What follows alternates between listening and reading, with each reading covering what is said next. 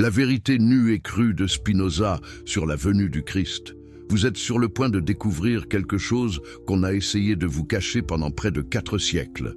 Quelque chose de si dangereux, de si subversif, que l'homme qui a osé le penser a été maudit, excommunié, effacé de l'histoire. Son nom ne pouvait même pas être prononcé, ses livres ont été brûlés, ses idées enterrées. Mais avant de plonger dans cet abîme philosophique qui va remettre en question tout ce que vous croyez savoir sur la religion, sur Dieu, sur la venue du Christ, j'ai une question pour vous. Êtes-vous vraiment prêt à connaître la vérité? Parce qu'une fois que vous l'aurez entendue, il n'y aura pas de retour en arrière possible. Si vous aimez les histoires inspirantes qui défient les conventions, qui ébranlent les certitudes et qui révèlent ce que les institutions ne veulent pas que vous sachiez, alors je vous invite à vous abonner à cette chaîne maintenant. Vraiment, faites-le maintenant parce que ce qui va suivre est exactement le genre de contenu que les algorithmes n'aiment pas promouvoir. D'ailleurs, dites-moi dans les commentaires de quel pays vous nous regardez et à quelle heure vous découvrez cette vidéo.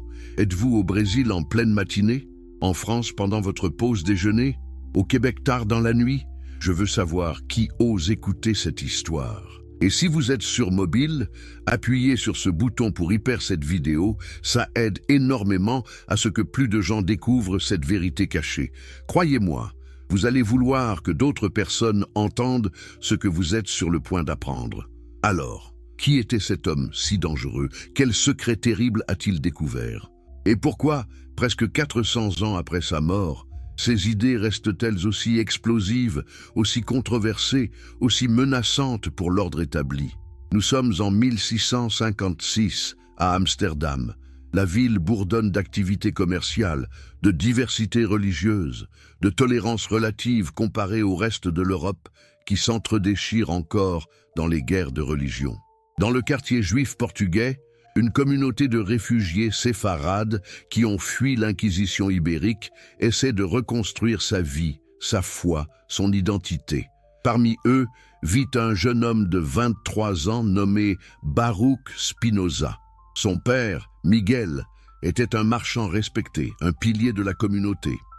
Baruch a été élevé dans la tradition juive la plus stricte, étudiant le Talmud, la Torah, les commentaires rabbiniques. Il était brillant, tellement brillant que certains pensaient qu'il deviendrait un grand rabbin. Mais quelque chose se passait dans l'esprit de ce jeune homme. Quelque chose que personne ne pouvait voir de l'extérieur, mais qui grandissait comme une tempête silencieuse. Il lisait des philosophes latins en cachette. Il fréquentait des cercles chrétiens libéraux. Il posait des questions dangereuses, des questions qui ne devaient jamais être posées. Imaginez la scène. Une communauté de survivants qui a tout perdu pour préserver sa foi. Des familles qui ont vu leurs proches brûlés sur les bûchers de l'Inquisition pour avoir refusé de renier leur judaïsme. Des gens qui portent encore les cicatrices psychologiques de la persécution. Et voilà qu'un jeune homme, élevé dans le privilège relatif de cette communauté reconstituée, commence à remettre en question les fondements mêmes de cette foi pour laquelle tant ont souffert. Que pensait Baruch exactement? Que disait-il dans ces conversations privées qui alarmaient tant les autorités rabbiniques?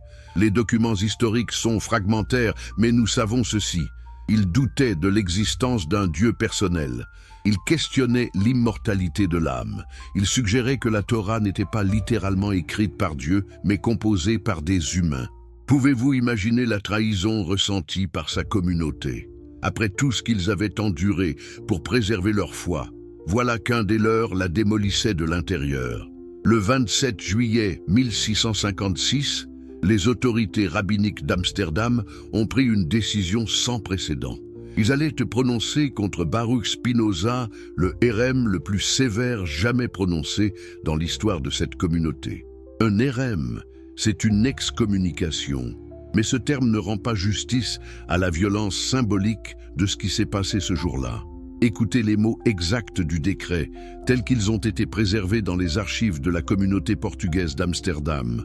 Les seigneurs du Mahamad, ayant eu connaissance depuis quelque temps des mauvaises opinions et de la conduite de Baruch de Spinoza, ont tenté par divers moyens et promesses de le détourner de ses mauvaises voies. Ne pouvant y remédier, recevant au contraire chaque jour de plus amples informations sur les horribles hérésies qu'il pratiquait et enseignait, et sur les actes monstrueux qu'il commettait, ayant de cela de nombreux témoins dignes de foi qui ont déposé et témoigné en présence dudit Spinoza, celui-ci a été reconnu coupable. Reconnu coupable de quoi exactement? De penser, de poser des questions, de ne pas accepter les dogmes sans examen critique. Le décret continue, et c'est là que ça devient vraiment terrifiant. Par le décret des anges et le jugement des saints, nous excommunions, chassons, maudissons et exécrons Baruch de Spinoza avec le consentement de Dieu, béni soit-il, et avec le consentement de toute cette sainte communauté devant les saints livres de la Torah, avec leurs 613 préceptes, avec l'anathème dont Josué frappa Jéricho, avec la malédiction qu'Élisée lança contre les enfants, eux, et avec toutes les malédictions écrites dans la loi. Qu'il soit maudit le jour, et maudit la nuit, maudit quand il se couche, et maudit quand il se lève, maudit quand il sort, et maudit quand il entre. Que l'Éternel ne lui pardonne jamais, que la colère et le courroux de l'Éternel s'enflamment contre cet homme et fassent fondre sur lui toutes les malédictions écrites dans le livre de la loi. Respirez un instant. Laissez ces mots pénétrer. C'est peut-être la malédiction la plus violente jamais prononcée contre un individu dans l'histoire du judaïsme moderne. Ils ne se contentaient pas de l'expulser de la communauté. Ils appelaient sur lui toutes les forces cosmiques de la destruction. Le décret ne s'arrêtait pas là. Il stipulait que personne ne pouvait communiquer avec Spinoza, ni verbalement ni par écrit. Personne ne pouvait lui rendre service. Personne ne pouvait se tenir à moins de 4 coudées de lui. Personne ne pouvait lire quoi que ce soit qu'il avait écrit. Personne ne pouvait même prononcer son nom. Baruch Spinoza était devenu un mort vivant, effacé, comme s'il n'avait jamais existé. Mais pourquoi une telle violence symbolique? Qu'est-ce qui terrifiait tant les rabbins d'Amsterdam? La réponse est simple et terrifiante. Spinoza menaçait l'édifice entier sur lequel reposait non seulement le judaïsme, mais toute la conception monothéiste de Dieu, de la révélation, de la prophétie, du salut. Et voici ce qui est vraiment remarquable. Spinoza n'a pas plié. À 23 ans, excommunié, maudit, rejeté par sa famille, coupé de tout ce qu'il connaissait, il aurait pu se rétracter. Il aurait pu dire qu'il regrettait, qu'il ne pensait pas vraiment ce qu'il disait. Combien d'entre nous auraient cette force de caractère? Au lieu de cela, Spinoza a changé son prénom de Baruch, qui signifie « béni » en hébreu, à sa forme latine, Benedictus. C'était un geste symbolique puissant. Il rejetait non seulement la communauté qui l'avait rejeté, mais il embrassait l'identité européenne, philosophique, universelle, qui deviendrait la sienne. Il a quitté Amsterdam pour s'installer dans des villages aux alentours. Il a appris le métier de polisseur de lentilles pour microscope et télescope. Une profession humble, mais qui lui permettait de gagner sa vie tout en poursuivant son travail philosophique. Savez-vous ce que signifiait polir des lentilles au XVIIe siècle? C'était un travail méticuleux, dangereux même. La poussière de verre qu'il inhalait jour après jour a probablement contribué aux problèmes pulmonaires qui le tueraient à 44 ans. Mais pendant qu'il polissait ses lentilles, instrument qui allait permettre aux scientifiques de voir l'infiniment petit et l'infiniment grand, Spinoza polissait aussi sa philosophie. Il écrivait en secret, sachant que publier ses idées pouvait lui coûter la vie. L'Europe était encore en proie à l'Inquisition. Les hérétiques étaient brûlés. Les livres dangereux étaient censurés. Et pourtant, il écrivait. Dans sa petite chambre louée, avec ses instruments optiques et ses livres latins, Spinoza construisait méthodiquement un système philosophique qui allait exploser tous les présupposés de la théologie occidentale. Comprenez bien la situation. Nous sommes au milieu du XVIIe siècle. L'Europe sort à peine de la guerre de 30 ans, l'un des conflits les plus dévastateurs de l'histoire européenne, largement motivé par les divisions religieuses entre catholiques et protestants. Des millions de personnes sont mortes pour des questions de doctrine théologique. La religion n'est pas une affaire privée de conscience. C'est une question de vie ou de mort, de pouvoir politique, d'ordre social. Dans ce contexte, imaginez quelqu'un qui dit « Et si Dieu n'était pas du tout ce que nous pensons? Et si toute notre conception de la divinité était fondamentalement erronée? Et si les prophètes n'avaient jamais reçu de révélation divine? Et si les miracles étaient impossibles? Et si Christ n'était pas Dieu incarné, mais simplement un homme sage? Vous comprenez maintenant pourquoi Spinoza devait écrire en secret. Pourquoi même ses amis les plus proches le suppliaient de ne pas publier certains de ses écrits? Son œuvre majeure, l'Éthique, n'a été publiée qu'après sa mort. Pendant sa vie, il n'a publié que 2 livres sous son nom. Et même ceux-ci ont causé un scandale énorme. Le premier, Les principes de la philosophie de Descartes, semblait assez inoffensif, une exposition de la philosophie cartésienne. Mais le second, le Tractatus Theologico-Politicus, le traité théologico-politique, a explosé comme une bombe dans le paysage intellectuel européen. Publié anonymement en 1670, bien que tout le monde savait qui en était l'auteur, ce traité osait faire ce qui était impensable, soumettre la Bible à une analyse critique, rationnelle, historique. Spinoza y argumentait que les textes sacrés devaient être lus comme n'importe quel autre document ancien, avec attention au contexte historique, aux contradictions internes, aux intentions politiques de leurs auteurs. Mais ce n'était pas simplement un exercice académique d'analyse textuelle. Les implications étaient révolutionnaires.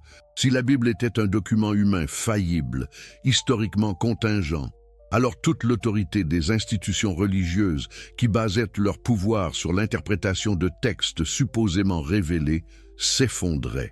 Les réactions ont été immédiates et furieuses. Les théologiens catholiques et protestants, qui s'accordaient rarement sur quoi que ce soit, s'unissaient dans leur condamnation de Spinoza. Il était appelé athée, blasphémateur, plus dangereux que n'importe quel auteur païen de l'Antiquité. Ses livres ont été interdits partout en Europe. En Hollande même, pourtant relativement tolérante, des édits ont été promulgués pour interdire la vente de ses œuvres. Un théologien protestant écrivait « Ce livre a été forgé en enfer par un juif renégat et le diable, et publié avec la connaissance de Monsieur Jean, le libraire d'Amsterdam. » Remarquez le langage, un juif renégat. Même excommunié du judaïsme, Spinoza restait identifié comme juif par ses détracteurs chrétiens. Il était doublement rejeté, trop hérétique pour les juifs, trop juif pour les chrétiens. Mais qu'est-ce que Spinoza disait exactement dans ce traité qui terrifiait tant les autorités religieuses? Commençons par sa redéfinition radicale de la prophétie. Pour la tradition judéo-chrétienne, les prophètes étaient des individus choisis par Dieu pour recevoir des révélations spéciales sur sa volonté, ses plans, l'avenir de l'humanité. Moïse parlait face à face avec Dieu. Ésaïe voyait le Seigneur sur son trône. Jérémie entendait directement la parole divine.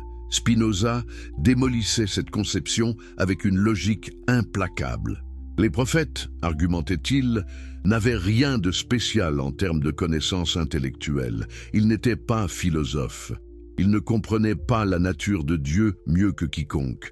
Ce qu'ils avaient, c'était une imagination vive et une capacité rhétorique exceptionnelle pour influencer les masses. Quand un prophète disait « Ainsi parle le Seigneur », il n'avait pas reçu de communication littérale d'un Dieu personnel. Il exprimait sa propre compréhension morale à travers des métaphores dramatiques adaptées à la mentalité de son peuple. Les visions prophétiques, des expériences imaginatives, peut-être des rêves particulièrement vivants, interprétés selon les catégories culturelles disponibles. Pensez aux implications. Si Abraham n'a pas vraiment parlé avec Dieu, si Moïse n'a pas reçu les 10 commandements directement de la main divine sur le mont Sinaï, si les prophètes messianiques d'Israël n'ont pas eu de véritable vision de l'avenir, alors toute la structure de la révélation biblique s'effondre. Mais Spinoza allait encore plus loin. Il analysait les textes bibliques eux-mêmes avec une méthode critique qui anticipait l'exégèse historique moderne. Il notait les contradictions, les anachronismes, les variations stylistiques. Il argumentait que le Pentateuque, les 5 premiers livres de la Bible traditionnellement attribués à Moïse, ne pouvaient pas avoir été écrits par Moïse lui-même puisqu'ils contenaient des références à des événements postérieurs à sa mort. Vous imaginez le scandale? Dire que Moïse n'a pas écrit la Torah était non seulement une hérésie religieuse, c'était remettre en question 14 siècles de tradition juive et chrétienne. Spinoza proposait que ces textes avaient été compilés et édités sur de longues périodes par des scribes et des prêtres, avec des agendas politiques et théologiques spécifiques. La Bible n'était pas la parole immuable de Dieu, c'était un produit humain, historiquement contingent, reflétant les préoccupations et les limitations de ses auteurs. Et les miracles, pour Spinoza, les miracles étaient tout simplement impossibles. Pourquoi? Parce qu'ils violeraient les lois de la nature, et les lois de la nature sont l'expression même de la nature de Dieu. Dieu ne peut pas se contredire, Dieu ne peut pas violer ses propres lois. Donc, quand la Bible parle de la mer Rouge qui s'ouvre, du soleil qui s'arrête dans le ciel, de morts qui ressuscitent, nous devons comprendre ces récits soit comme des exagérations poétiques d'événements naturels, soit comme des métaphores morales. Imaginez ce que cela signifiait pour l'histoire de Christ. Si les miracles sont impossibles, alors Christ n'a pas marché sur l'eau, n'a pas transformé l'eau en vin, n'a pas ressuscité Lazare d'entre les morts. Et surtout, il n'est pas lui-même ressuscité le 3e jour. Vous commencez à comprendre pourquoi Spinoza était considéré comme l'homme le plus dangereux d'Europe. Mais pour vraiment saisir la radicalité de sa pensée, pour comprendre pourquoi sa réinterprétation de Christ et de sa venue était si explosive, nous devons plonger dans le cœur de son système philosophique. Nous devons comprendre ce que Spinoza voulait dire quand il écrivait « Deus sive natura », Dieu, c'est-à-dire la nature. Ces 3 mots latins ont changé le cours de la philosophie occidentale. Ils contenaient en eux toute une révolution conceptuelle qui rendait impossible toute la théologie traditionnelle. Pour comprendre ce que Spinoza proposait, imaginons d'abord la conception traditionnelle de Dieu dans le monothéisme judéo-chrétien. Dieu est un être personnel, transcendant, créateur. Il existe séparément de l'univers qu'il a créé. Il a une volonté, des intentions, des émotions. Il aime certaines choses et déteste d'autres. Il crée le monde par un acte libre de sa volonté. Il intervient dans l'histoire humaine. Il répond aux prières. Il juge les actions humaines et récompense ou punit en conséquence. Ce Dieu ressemble beaucoup à un humain, mais infiniment plus puissant. C'est ce qu'on appelle un Dieu anthropomorphe, un Dieu à l'image humaine, même si officiellement la théologie dit que c'est nous qui sommes à son image. Spinoza regardait cette conception et disait « c'est de la superstition, c'est de la projection psychologique, c'est nous qui créons Dieu à notre image, pas l'inverse. Alors, qu'est-ce que Dieu selon Spinoza ? Dieu est la substance unique, infinie, éternelle, dont tout ce qui existe est une modification. Dieu n'est pas séparé de la nature, Dieu est la nature. Pas la nature au sens de forêts et rivières uniquement, mais la totalité de la réalité dans tous ses aspects, matériels et mentaux. Il n'y a qu'une seule substance, et cette substance a une infinité d'attributs. Nous, êtres humains finis, nous n'en connaissons que 2, l'étendue, la matière, l'espace, et la pensée, l'esprit, la conscience. Mais tout ce qui existe, chaque pierre, chaque arbre, chaque personne, chaque pensée, chaque émotion, est une modification de cette substance unique. Vous et moi, nous ne sommes pas des créatures séparées créées par Dieu. Nous sommes des modes de Dieu, des façons d'être de la substance divine. Nous sommes Dieu s'exprimant sous une forme particulière, finie, temporaire. Est-ce que vous saisissez l'immensité de ce changement de perspective? Il n'y a pas de frontière entre le sacré et le profane, entre le divin et le naturel, entre Dieu et la création. Tout est Dieu, tout est divin, tout est sacré. C'est ce qu'on appelle le panthéisme, et c'était considéré comme de l'athéisme déguisé par les contemporains de Spinoza. Pourquoi? Parce que si tout est Dieu, alors Dieu ne signifie plus rien de spécial. Si la pierre sous vos pieds est autant Dieu que les anges dans le ciel, si vos pensées les plus triviales sont autant Dieu que les révélations mystiques, alors qu'est-ce qui reste de la majesté, de la transcendance, de la sainteté divine? Mais Spinoza aurait répondu précisément. C'est le problème avec votre conception anthropomorphe de Dieu. Vous l'avez rabaissé en le faisant ressembler à un roi humain assis sur un trône. Le vrai Dieu, la substance infinie, est infiniment plus grand, plus mystérieux, plus admirable que votre idole conceptuelle. Et voici la conséquence cruciale pour notre sujet. Si Dieu est la nature opérant selon des lois nécessaires et éternelles, alors il n'y a pas de place pour la volonté libre divine. Dieu ne choisit pas de faire une chose plutôt qu'une autre. Dieu ne pourrait pas créer un monde différent de celui qui existe. Tout ce qui est doit être exactement comme il est, découlant nécessairement de la nature éternelle de Dieu. Cela signifie que l'histoire n'a pas de plan divin. Il n'y a pas de providence divine guidant les événements vers un but prédéterminé. Il n'y a pas de Dieu qui intervient pour sauver son peuple choisi. Il n'y a que les lois de la nature, se déployant selon leurs nécessités internes. Et Christ, si Christ était un être humain historique, et Spinoza ne niait pas son existence historique, alors il était simplement un mode particulier de la substance divine, comme nous tous.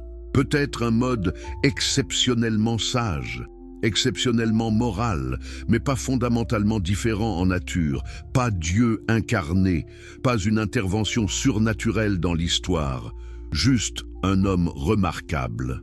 Vous comprenez maintenant pourquoi la venue de Christ dans ce système ne peut pas signifier ce que la tradition chrétienne enseigne. Il n'y a pas d'incarnation divine possible parce que Dieu n'est pas un être personnel qui pourrait choisir de s'incarner. Il n'y a pas de plan de salut divin parce qu'il n'y a pas de Dieu planificateur.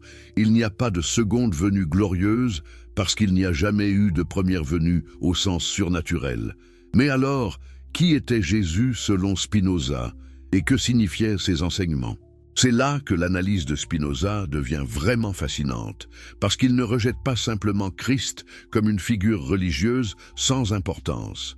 Au contraire, il le considère comme peut-être le plus grand enseignant moral que l'humanité ait connu.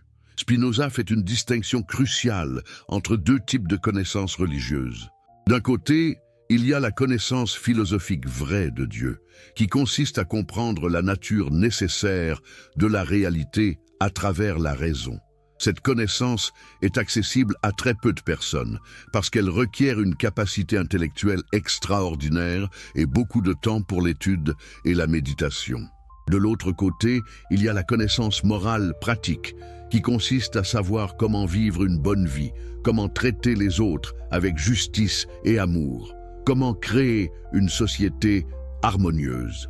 Cette connaissance est accessible à tous, quelle que soit leur capacité intellectuelle, à travers des histoires, des paraboles, des commandements simples. Les prophètes bibliques, selon Spinoza, n'avaient pas la première forme de connaissance, mais excellaient dans la seconde. Ils ne comprenaient pas philosophiquement la nature de Dieu, mais ils savaient comment inspirer les gens à vivre moralement. Et Jésus était le summum de ce second type de connaissance. Spinoza écrit que Christ avait une compréhension intuitive, non pas de la nature métaphysique de Dieu, mais de ce que Dieu demande moralement de nous.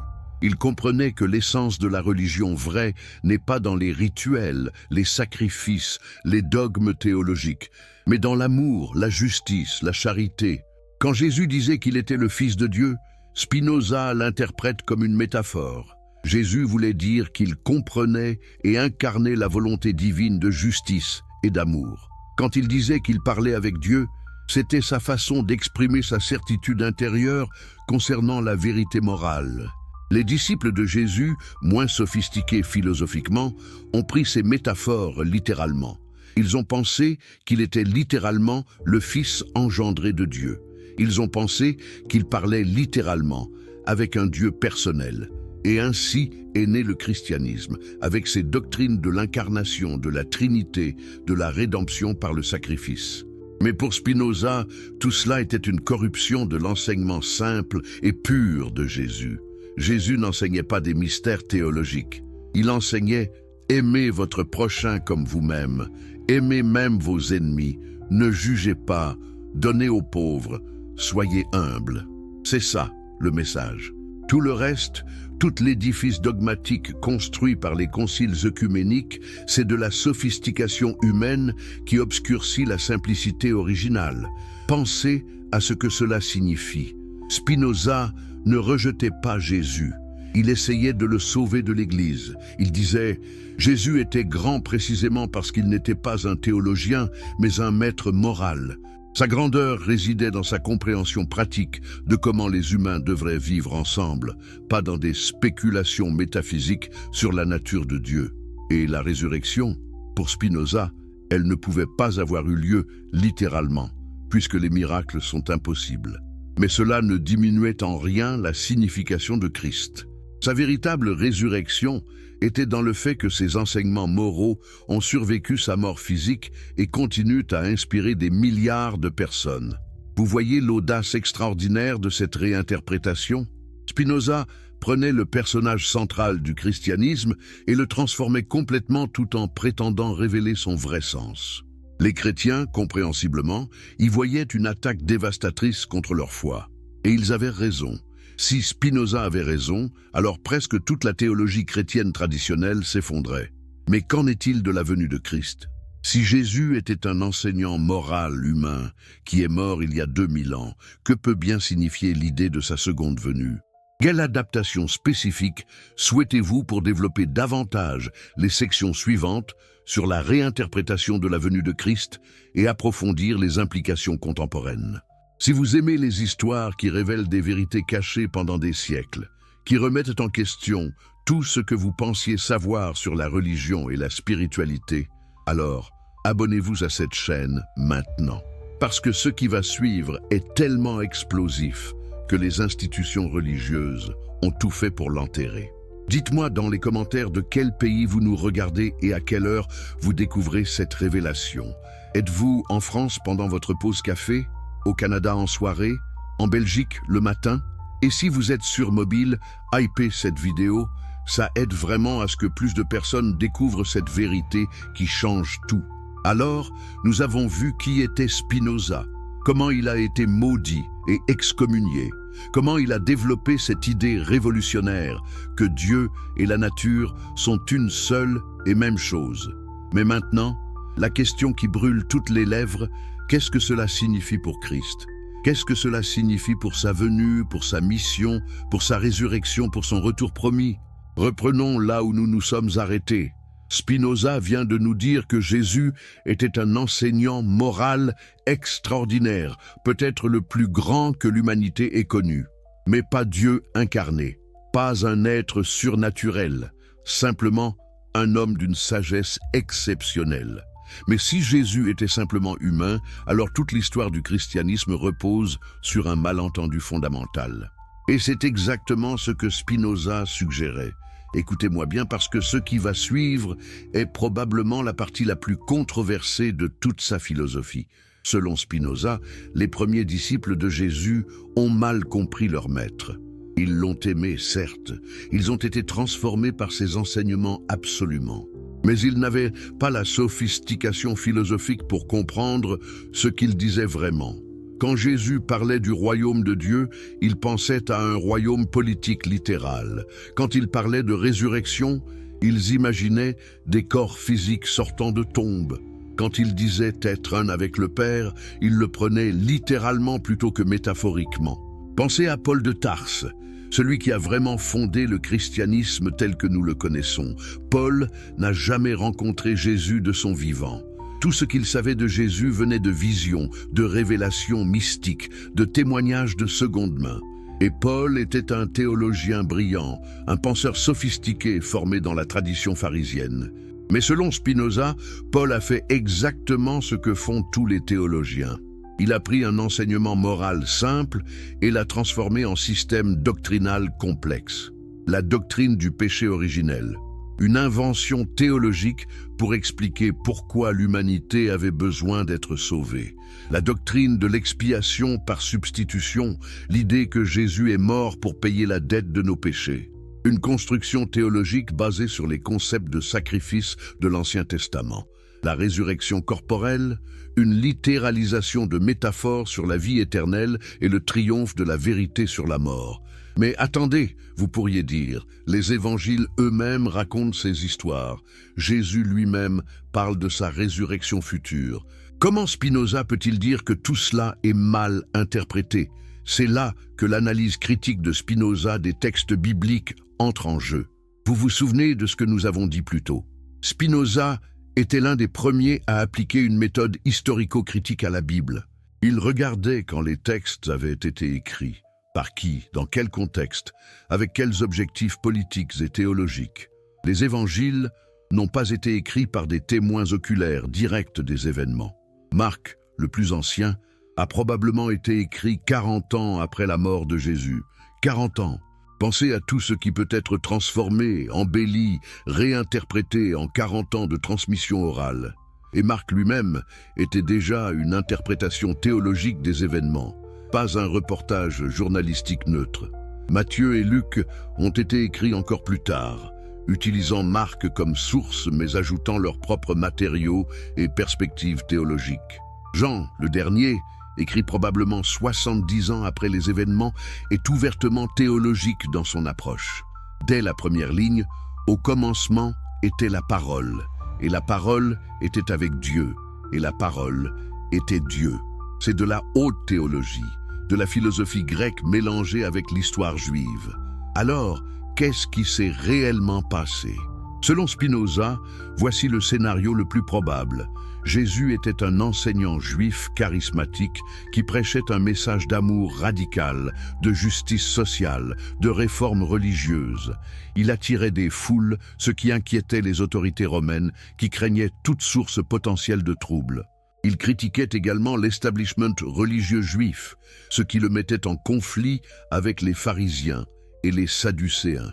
Finalement, il a été arrêté, probablement trahi par quelqu'un de son cercle intime qui était désillusionné ou effrayé. Il a été jugé par les autorités romaines comme agitateur politique potentiel et il a été exécuté de la manière romaine standard pour les rebelles, la crucifixion. Ses disciples étaient dévastés. Ils avaient cru que Jésus allait restaurer le royaume d'Israël, qu'il était le Messie promis qui libérerait le peuple de l'occupation romaine. Sa mort était une catastrophe totale pour leurs espoirs. Comment pouvait-il être le Messie s'il était mort humilié sur une croix? Mais alors, quelque chose d'extraordinaire s'est produit. Pas une résurrection physique littérale, mais quelque chose tout aussi puissant psychologiquement. Les disciples ont commencé à avoir des expériences visionnaires.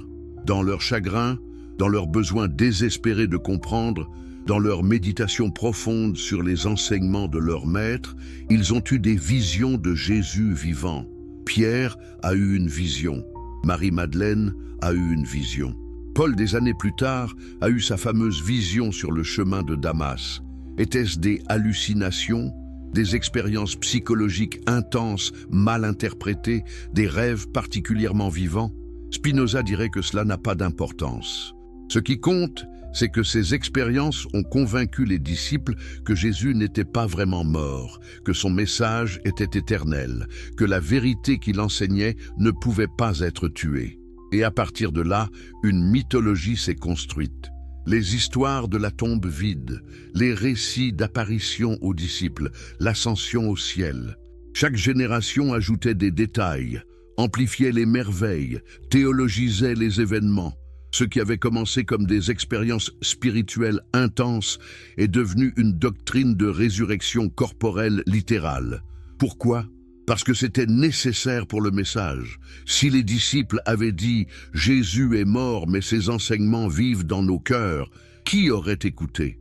Dans un monde ancien obsédé par les miracles et les interventions divines, où chaque religion prétendait avoir des prodiges surnaturels, le christianisme avait besoin de son propre miracle suprême, un homme revenu d'entre les morts. Et une fois que vous avez la résurrection, vous avez besoin d'une théologie pour l'expliquer. Pourquoi Jésus est-il mort? Pour sauver l'humanité du péché. Pourquoi est-il ressuscité? Pour vaincre la mort et ouvrir le chemin du salut. Qui était-il vraiment? Pas seulement un prophète, mais Dieu lui-même incarné. Vous voyez comment chaque doctrine en engendre une autre.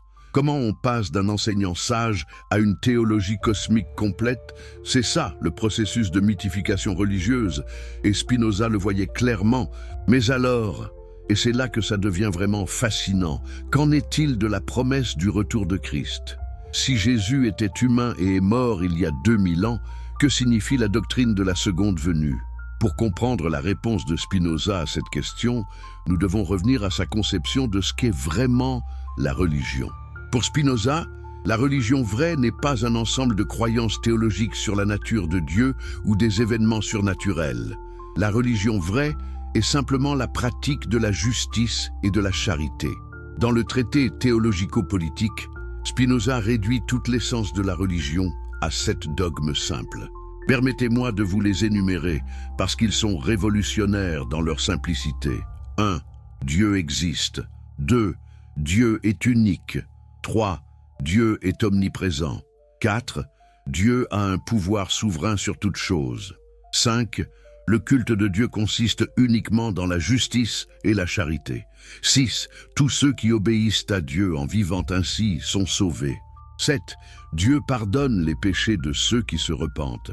Remarquez ce qui manque dans cette liste.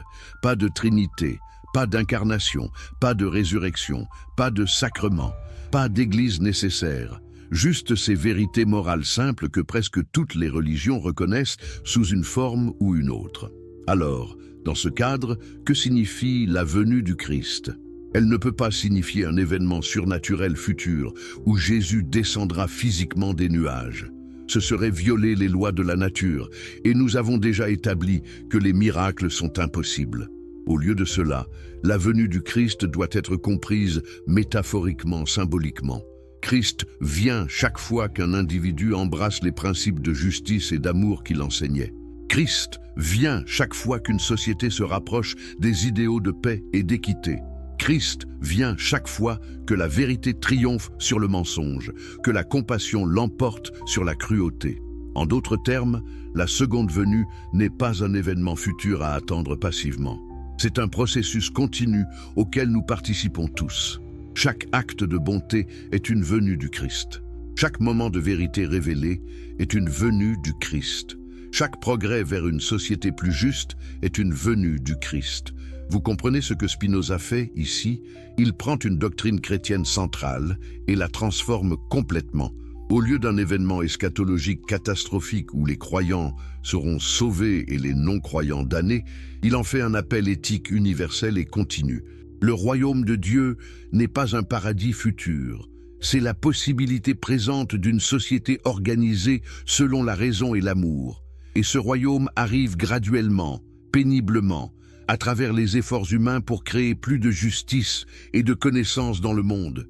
Mais pourquoi Jésus a-t-il parlé de son retour en termes apocalyptiques? Pourquoi les évangiles sont-ils pleins de prophéties sur la fin des temps, le jugement dernier, la séparation des justes et des injustes? Spinoza répondrait que Jésus parlait le langage de son temps et de sa culture. Il était un juif du 1er siècle, immergé dans la tradition apocalyptique juive, qui attendait une intervention divine imminente pour établir le royaume de justice. Quand il parlait du Fils de l'homme venant sur les nuées du ciel, il utilisait des images prophétiques familières à son audience. Mais l'erreur, selon Spinoza, est de prendre ces images littéralement. Elles étaient des métaphores pour des vérités morales et spirituelles. Le jugement dernier n'est pas un événement futur unique, c'est le processus continu par lequel nos actions ont des conséquences. Les justes étant séparés des injustes n'est pas une division cosmique finale, c'est la distinction naturelle entre ceux qui vivent selon la raison et l'amour et ceux qui vivent selon l'ignorance et la haine. Et voici quelque chose de vraiment radical. Spinoza suggère que Jésus lui-même pourrait avoir compris ses propres enseignements de cette manière métaphorique. C'étaient ses disciples et les générations ultérieures qui ont littéralisé ce qui était censé être symbolique. Pensez à la parabole du bon grain et de l'ivraie que Jésus raconte. Le propriétaire sème du bon grain, mais pendant la nuit, un ennemi vient semer de l'ivraie. Les serviteurs veulent arracher l'ivraie immédiatement, mais le maître dit « Non, laissez-les pousser ensemble jusqu'à la moisson. Au temps de la moisson, je dirai au moissonneur, arrachez d'abord l'ivraie et liez-la en gerbe pour la brûler, mais le blé, recueillez-le dans mon grenier. » Les évangiles interprètent cela comme une prophétie du jugement final. Mais ne pourrait-ce pas être simplement une métaphore sur la patience morale, sur le fait que dans cette vie, le bien et le mal coexistent et que nous ne devons pas être trop rapides à juger ou à condamner parce que la vérité et la justice finiront par prévaloir naturellement, c'est la lecture spinoziste. Les paraboles de Jésus n'étaient pas des énigmes cryptiques sur des événements futurs. C'étaient des histoires simples conçues pour enseigner des principes moraux, mais la tradition chrétienne les a transformées en prophéties littérales parce qu'elle avait besoin de légitimer son autorité en prétendant savoir des choses sur l'avenir que personne d'autre ne connaissait.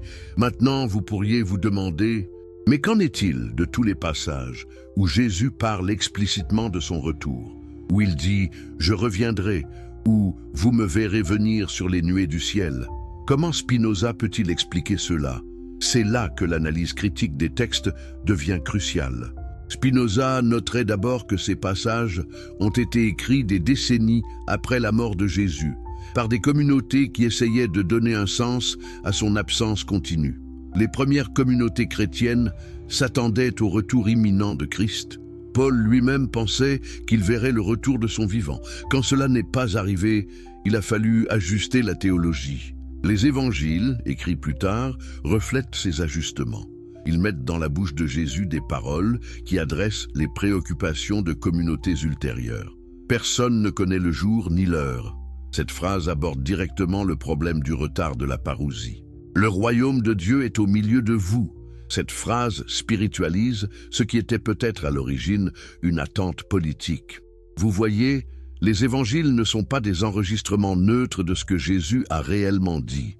Ils sont des documents théologiques écrits par des communautés spécifiques avec des besoins spécifiques, essayant de comprendre leur expérience de foi à la lumière d'événements historiques. Mais alors, si toute cette structure de croyance est construite sur des malentendus et des littéralisations de métaphores, qu'est-ce qui reste? Quel est le véritable message du Christ selon Spinoza? Le message est d'une simplicité désarmante. Aimez Dieu en aimant votre prochain. Vivez selon la raison et la justice. Ne jugez pas. Pardonnez. Aidez les pauvres.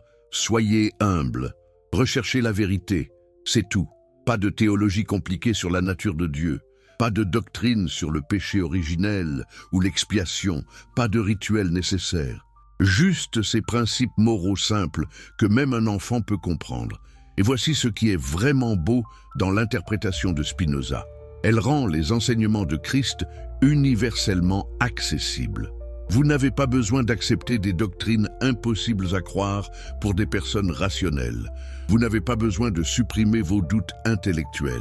Vous n'avez pas besoin d'appartenir à une église particulière ou de recevoir des sacrements spéciaux. Tout ce dont vous avez besoin, c'est de vivre moralement avec justice et amour. Et cela, n'importe qui peut le faire, qu'il soit chrétien, juif, musulman, bouddhiste, hindou ou même athée. La vraie religion transcende toutes les divisions sectaires. Mais alors, et c'est la question qui hantait Spinoza, pourquoi les institutions religieuses ont-elles créé toute cette structure complexe de doctrines, de rituels, de hiérarchie, d'excommunication? Pourquoi ont-elles transformé un message simple en système compliqué que seuls les théologiens peuvent pleinement comprendre? La réponse de Spinoza est brutalement politique, pour le pouvoir. Les institutions religieuses ont besoin de contrôler l'accès au salut pour maintenir leur autorité. Si n'importe qui peut être sauvé simplement en vivant moralement, sans l'aide de prêtres ou de sacrements, alors à quoi servent les prêtres? Donc, ils créent des doctrines qui rendent le salut dépendant de leur médiation. Vous devez croire exactement les bonnes choses sur la Trinité. Sinon, vous êtes hérétique. Vous devez recevoir les sacrements de mains ordonnées, sinon ils ne sont pas valides. Vous devez obéir aux autorités ecclésiastiques, sinon vous risquez l'excommunication et la damnation. Et la seconde venue devient un outil de contrôle parfait. Elle crée une urgence. Christ pourrait revenir à tout moment. Alors vous devez rester dans les bonnes grâces de l'Église. Elle crée une peur. Si vous n'êtes pas du bon côté quand il reviendra, vous serez jeté dans les ténèbres extérieures. Elle crée une dépendance. Seuls les clercs peuvent vraiment interpréter les signes des temps et vous préparer pour ce jour terrible. Spinoza voyait tout cela comme une corruption du message original de Christ. Jésus n'avait pas créé une église institutionnelle. Il n'avait pas établi de hiérarchie. Il n'avait pas insisté sur des doctrines théologiques complexes. Tout cela est venu plus tard, créé par des humains pour des raisons humaines. Et voici quelque chose que Spinoza osait dire ouvertement, au risque de sa vie. Cette corruption n'est pas unique au christianisme. Le judaïsme rabbinique avait fait exactement la même chose avec le message simple des prophètes hébreux. L'islam faisait la même chose avec le message de Muhammad. Toutes les religions institutionnalisées suivent le même schéma. Un enseignement moral simple est transformé en système doctrinal complexe pour servir les intérêts du pouvoir clérical. Mais si tout cela est vrai, alors quelle est la solution? Comment récupérons-nous le vrai message du Christ? Comment distinguons-nous l'essence de la religion de toutes les corruptions institutionnelles? La réponse de Spinoza était révolutionnaire pour son temps et reste radicale aujourd'hui. La séparation de l'Église et de l'État et la liberté absolue de pensée et d'expression. Dans son traité théologico-politique, Spinoza argumentait que les gouvernements ne devraient avoir aucun pouvoir sur les croyances privées des citoyens. Les autorités civiles peuvent réguler les actions extérieures qui affectent l'ordre public. Mais les pensées, les croyances, les opinions restent le domaine sacré de la conscience individuelle. Et les institutions religieuses, elles devraient n'avoir aucun pouvoir politique. Elles ne peuvent ni forcer ni punir personne pour leurs croyances. Elles ne peuvent qu'enseigner et persuader. Si quelqu'un n'est pas d'accord avec leur doctrine, cette personne est libre de partir, de former sa propre communauté ou de vivre sans affiliation religieuse du tout. Imaginez proposer cela en 1670. L'Europe sortait à peine de décennies de guerres religieuses. Les hérétiques étaient encore brûlés. L'Inquisition fonctionnait toujours. Et voilà Spinoza qui disait « Laissez tout le monde croire ce qu'il veut ». L'État ne devrait pas imposer l'orthodoxie religieuse. C'était de la dynamite pure. Les autorités ont immédiatement interdit son livre. Les théologiens l'ont dénoncé comme l'œuvre du diable. Et pourtant, ces idées se sont répandues, influençant les philosophes des Lumières, qui, un siècle plus tard, feraient de la liberté de conscience un principe fondamental de la modernité. Mais revenons à notre question centrale. Que signifie la venue du Christ dans ce système? Nous avons dit qu'elle est métaphorique, qu'elle représente le triomphe continu de la vérité et de la justice. Mais pouvons-nous être plus précis? Pouvons-nous dire exactement ce que Spinoza pensait que cela signifiait? Oui, nous le pouvons. Et c'est là que son système devient vraiment cohérent et puissant. Vous vous souvenez de sa conception de Dieu comme la substance infinie dont tout découle nécessairement? Eh bien, selon Spinoza, comprendre cette vérité est le salut lui-même. C'est ce qu'il appelle le troisième genre de connaissance, ou la connaissance intuitive. Le premier genre de connaissance est l'imagination. Nous formons des idées confuses basées sur nos expériences sensorielles immédiates. C'est ainsi que la plupart des gens vivent la plupart du temps. Le deuxième genre de connaissance est la raison. Nous formons des idées claires et distinctes basées sur des principes logiques et des lois générales. C'est la connaissance scientifique. Mais le troisième genre est quelque chose de plus. C'est la compréhension intuitive de comment toute chose découle de la nature nécessaire de Dieu. Quand vous atteignez ce troisième genre de connaissance, quelque chose de remarquable se produit. Vous réalisez que vous n'êtes pas une entité séparée en lutte contre le monde. Vous êtes un mode de la substance divine. Vous êtes Dieu s'exprimant sous cette forme particulière. Vos pensées sont les pensées de Dieu. Vos actions sont les actions de Dieu. Cette réalisation apporte ce que Spinoza appelle l'amor Dei intellectualis, l'amour intellectuel de Dieu. Ce n'est pas une émotion sentimentale. C'est une compréhension si profonde de votre union avec le tout que toute peur, toute anxiété, tout désir égoïste se dissout. Vous acceptez tout ce qui arrive comme découlant nécessairement de la nature éternelle des choses.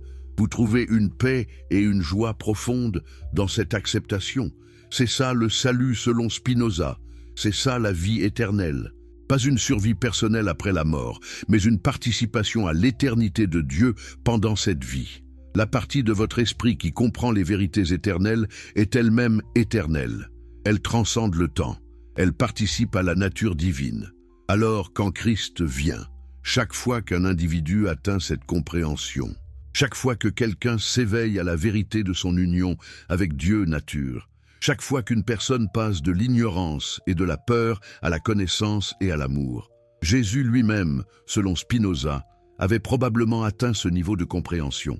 C'est pourquoi il pouvait dire « Moi et le Père sommes un », non pas parce qu'il était littéralement Dieu incarné, mais parce qu'il avait réalisé son unité essentielle avec la substance divine.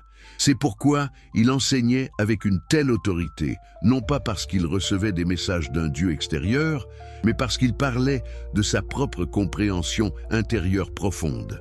Et son invitation à ses disciples « Suivez-moi, soyez mes disciples, je suis le chemin, la vérité et la vie », tout cela signifiait « Atteignez-vous aussi ce niveau de compréhension, réalisez-vous aussi votre union avec Dieu. » Vivez vous aussi dans l'amour et la vérité. La tragédie, selon Spinoza, est que cette invitation a été transformée en quelque chose d'entièrement différent. Une demande de croyance en des doctrines impossibles. Au lieu de « comprenez ce que j'ai compris », c'est devenu « croyez que je suis Dieu ». Au lieu de « atteignez vous aussi l'illumination », c'est devenu « acceptez que je suis mort pour vos péchés ». Mais voici la question vraiment importante. Est-ce que l'interprétation de Spinoza rend Christ moins important? Est-ce qu'elle diminue sa signification? Spinoza dirait non, absolument pas. Au contraire, elle rend Christ plus accessible, plus pertinent, plus universel. Si Jésus était Dieu incarné accomplissant un plan cosmique de rédemption, alors il est unique, inimitable, séparé de nous par un gouffre infini. Nous pouvons seulement l'adorer de loin, accepter son sacrifice, espérer en sa miséricorde. Mais si Jésus était un être humain qui a atteint la plus haute sagesse possible, alors il devient un modèle que nous pouvons suivre.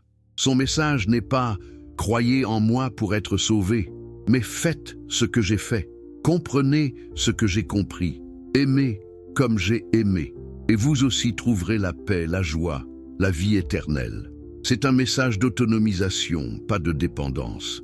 C'est un appel à la transformation personnelle, pas à l'acceptation passive de doctrine.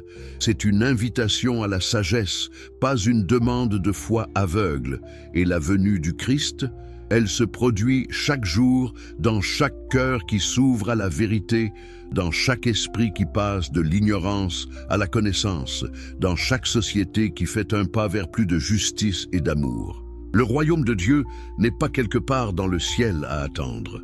Il est ici, maintenant, chaque fois que nous vivons selon la raison et l'amour. Il est là chaque fois qu'une mère embrasse son enfant, chaque fois qu'un étranger aide quelqu'un dans le besoin, chaque fois qu'un scientifique découvre une vérité sur la nature, chaque fois qu'un artiste crée quelque chose de beau, chaque fois qu'une personne choisit la compassion plutôt que la cruauté. Voilà la véritable seconde venue, selon Spinoza. Pas un événement apocalyptique unique dans le futur, mais un processus continu de rédemption humaine à travers la connaissance et l'amour. Maintenant, vous comprenez pourquoi cette interprétation était si dangereuse. Pourquoi elle devait être supprimée à tout prix? Parce qu'elle rendait obsolète toute la structure de pouvoir religieux. Elle disait « Vous n'avez pas besoin de prêtres, vous n'avez pas besoin d'église. Vous n'avez pas besoin de sacrements, vous n'avez pas besoin d'attendre un sauveur, vous avez juste besoin de penser clairement, de vivre moralement et de comprendre votre place dans la nature. » C'était une menace existentielle pour toute institution religieuse. Et elles ont réagi en conséquence, avec toute la violence symbolique et parfois physique à leur disposition. Mais voici ce qui est extraordinaire. Les idées de Spinoza ont survécu, malgré l'excommunication, malgré les interdictions, malgré les dénonciations, malgré les siècles où même mentionner son nom positivement pouvait ruiner une carrière académique, ces idées ont persisté. Elles se sont transmises secrètement, influençant des penseurs qui n'osaient pas l'admettre publiquement. Et aujourd'hui, près de 400 ans après sa mort, nous pouvons finalement voir à quel point Spinoza était en avance sur son temps. Ces idées sur la liberté de conscience sont devenues des principes fondamentaux de la démocratie moderne. Sa critique biblique a ouvert la voie à toute l'érudition historico-critique moderne. Son panthéisme résonne avec notre compréhension scientifique contemporaine de l'univers comme un système interconnecté. Sa réinterprétation de Christ offre une alternative pour ceux qui trouvent les doctrines traditionnelles intellectuellement insatisfaisantes, mais cherchent toujours du sens et de la sagesse spirituelle. Alors, qu'est-ce que tout cela signifie pour nous, aujourd'hui, maintenant?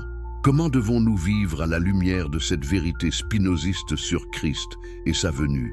Si cette histoire vous fascine, si vous voulez découvrir d'autres vérités cachées que les institutions ne veulent pas que vous connaissiez, abonnez-vous maintenant à cette chaîne, parce que ce qui va suivre est la partie la plus explosive de toute cette révélation. Et dites-moi dans les commentaires, de quel pays nous regardez-vous et quelle heure est-il chez vous en ce moment? Êtes-vous à Paris à l'heure du déjeuner, à Montréal tard dans la nuit, en Suisse pendant votre pause? Si vous êtes sur mobile, hypez cette vidéo maintenant, ça aide vraiment à faire connaître cette vérité à plus de personnes. Alors, nous avons vu comment Spinoza a déconstruit toute la théologie traditionnelle, comment il a réinterprété Christ comme un sage humain plutôt qu'un être divin, comment il a transformé la seconde venue en métaphore pour l'éveil spirituel continu. Mais maintenant, la question brûlante, comment est-ce que tout cela se compare à ce que le christianisme traditionnel enseigne? Quelles sont les différences fondamentales et pourquoi est-ce que ça compte pour nous aujourd'hui? Commençons par l'essentiel, la question qui définit tout. Qui est Jésus-Christ? Dans la théologie chrétienne orthodoxe, établie à travers des siècles de conciles œcuméniques, de disputes théologiques, de définitions dogmatiques, Jésus-Christ est la deuxième personne de la Trinité, Dieu le Fils, éternellement engendré du Père, consubstantiel au Père. Il est, selon la formulation du concile de Chalcédoine en 451, vrai Dieu et vrai homme, deux natures en une seule personne, sans confusion, sans changement, sans division, sans séparation. Respirez un instant et réfléchissez à ce que cela signifie réellement. L'être infini qui a créé l'univers, qui maintient l'existence de chaque atome, qui transcende le temps et l'espace, cet être s'est condensé en un fœtus humain dans l'utérus d'une vierge juive. Il est né comme un bébé, a grandi comme un enfant, a vécu comme un homme, ressentant la faim, la soif, la fatigue, la douleur. Et pourtant, pendant tout ce temps, il était pleinement Dieu, possédant toute connaissance, tout pouvoir, toute perfection. Comment est-ce même possible? Comment l'infini peut-il devenir fini? Comment l'éternel peut-il entrer dans le temps? Comment l'immuable peut-il changer? Les théologiens ont débattu de ces questions pendant des siècles, créant des distinctions subtiles entre nature et personne, entre essence et hypostase, entre communication des idiomes et kénose. Mais au final, c'est un mystère qui doit être accepté par la foi, pas compris par la raison. Et Spinoza, il regardait tout cela et disait « c'est impossible ». Pas impossible au sens de difficile à croire, mais logiquement impossible. Cela viole les principes fondamentaux de ce que signifie être Dieu. Si Dieu est la substance infinie, absolue, il ne peut pas devenir fini.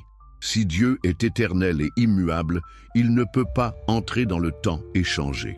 L'incarnation, telle que définie par la théologie traditionnelle, est une contradiction dans les termes. Alors, qui était Jésus, selon Spinoza? Un homme, remarquable, extraordinaire, peut-être le plus sage qui ait jamais vécu, mais un homme néanmoins. Un être humain qui a compris plus profondément que quiconque les vérités morales sur comment nous devrions vivre. Un enseignant qui a pu communiquer ces vérités d'une manière qui a touché les cœurs et transformé les vies. Mais pas Dieu, jamais Dieu au sens traditionnel. Quand Jésus disait « Moi et le Père sommes un », il ne faisait pas une déclaration métaphysique sur sa divinité. Il exprimait sa compréhension de l'unité fondamentale de toute existence dans la substance divine. Dans un sens, nous sommes tous un avec le Père, parce que nous sommes tous des modes de Dieu. Jésus le comprenait simplement plus clairement que les autres. Quand il disait « Celui qui m'a vu a vu le Père », il ne voulait pas dire qu'il était littéralement Dieu incarné. Il voulait dire que dans sa vie de parfait amour et de justice, il manifestait ce que Dieu demande de nous. Voir Jésus vivre selon les principes divins, c'était voir ce que signifie vraiment être aligné avec Dieu. Vous voyez la différence ? Dans la théologie traditionnelle, Jésus est ontologiquement différent de nous. Il est Dieu d'une manière que nous ne pouvons jamais être. Dans l'interprétation spinoziste, Jésus est différent seulement par degré, pas par nature. Il a atteint un niveau de sagesse et de compréhension que nous pouvons, en principe, également atteindre. Passons maintenant à la question du salut. Dans le christianisme orthodoxe, l'humanité est dans un état de péché et de séparation de Dieu. Ce n'est pas seulement que nous faisons de mauvaises choses, c'est que notre nature même est corrompue par le péché originel hérité d'Adam. Nous sommes incapables de nous sauver nous-mêmes. Nous sommes condamnés à la séparation éternelle de Dieu, à moins que quelque chose d'extérieur à nous n'intervienne. Et c'est là qu'entre le plan divin de rédemption. Dieu, dans sa miséricorde, envoie son Fils unique pour payer la dette de nos péchés. Jésus, l'innocent sans péché, prend sur lui la punition que nous méritions. Il meurt sur la croix comme sacrifice substitutif. Son sang lave nos péchés.